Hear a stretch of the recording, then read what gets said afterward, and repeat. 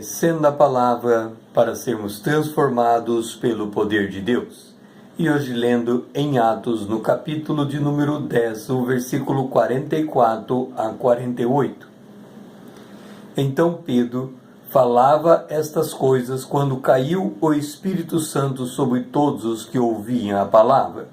E os fiéis que eram da circuncisão, que vieram com Pedro, admiraram-se, porque também sobre os gentios foi derramado o dom do Espírito Santo, pois os ouviam falando em línguas e engrandecendo a Deus. Até aqui a leitura.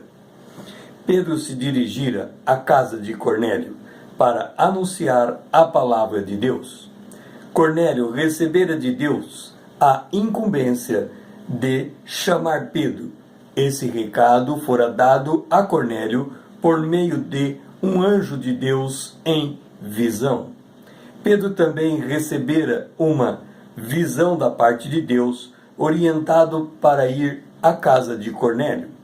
Mesmo ambos, Pedro e Cornélio, terem recebido visões da parte de Deus, para que o Espírito Santo operasse com eficácia, a palavra de Deus precisava ser pregada. Nem nada substitui o poder da palavra de Deus, de que é a Bíblia. O apóstolo João nos ensina que na terra, o Espírito, a água, que é uma figura da palavra, e o sangue, que aponta para a obra da cruz, são unânimes num só propósito. É o que está escrito em 1 João, no capítulo 5, no versículo 9.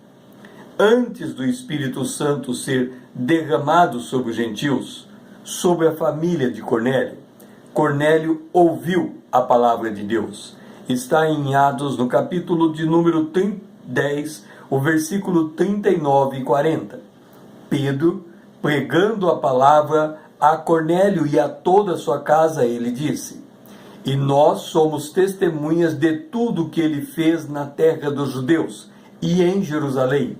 Pedro está contando o que se passou em Jerusalém antes da morte e ressurreição de Jesus Cristo e, inclusive, a morte e a ressurreição, porque ele continua: "O qual também tiraram a vida quem? Os judeus diante dos romanos, houve um conluio ali, e eles tiraram a vida de Jesus, pendurando-o no madeiro.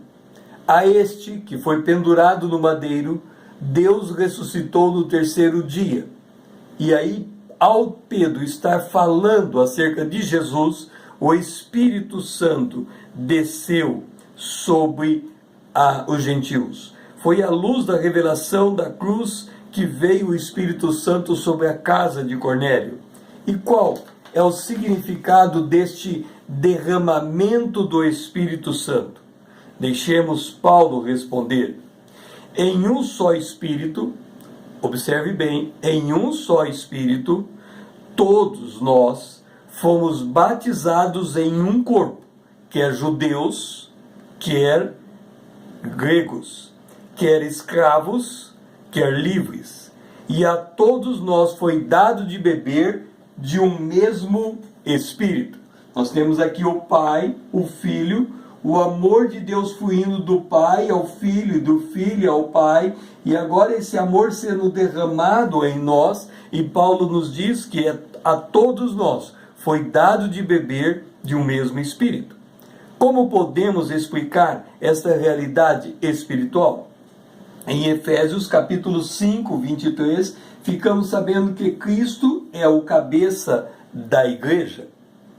Em Efésios capítulo 4, versículo 12, ficamos sabendo que a igreja é o corpo de Cristo. Então aqui nós temos a representação de um corpo humano.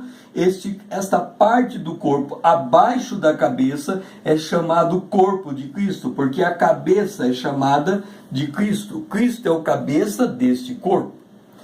Em 1 Coríntios, no capítulo 12, o versículo 27, nós lemos: "Vós, ou seja, nós, somos corpo de Cristo e individualmente membros um dos outros." Ou seja, cada parte do corpo é um membro distinto um do outro. Um pode ser um braço, outro pode ser outro braço, um pode ser uma perna, outro pode ser outra perna. Nós somos membros uns dos outros. Então, o corpo humano é comparado com a igreja. E o que une todo este corpo humano? O que une todo o corpo humano é a pele humana. Do ponto de vista externo, quando nós olhamos um corpo humano e vemos este formato aqui, o que está fazendo com que esse formato seja uno é a pele. A pele humana que liga todos os crentes uns nos outros e em Cristo Jesus. É por isso que lemos este é o grande princípio regulador da palavra de Deus. Em 1 Coríntios, no capítulo 12, o verso 26. De maneira que se um membro sofre, todos sofrem com ele. E se um deles é honrado, todos se regozijam. Essa é a grande lição que aprendemos ao ouvir que o Espírito Santo é derramado sobre nós. Nós precisamos um do outro. Paulo diz, em 1 Coríntios capítulo 12, o verso 22, os membros do corpo que parecem ser mais fracos são os mais necessários. Quando nós vamos congregar, todos os olhos se voltam para o pastor, mas à luz desta verdade, quem senta no último banco é mais necessitado do que o pastor, porque exige maior cuidado. Nós precisamos um do outro, porque somos corpos de Cristo, e Cristo é o cabeça desse corpo. O meu nome é César Azevedo, usando a internet para com você compartilhar a palavra de Deus.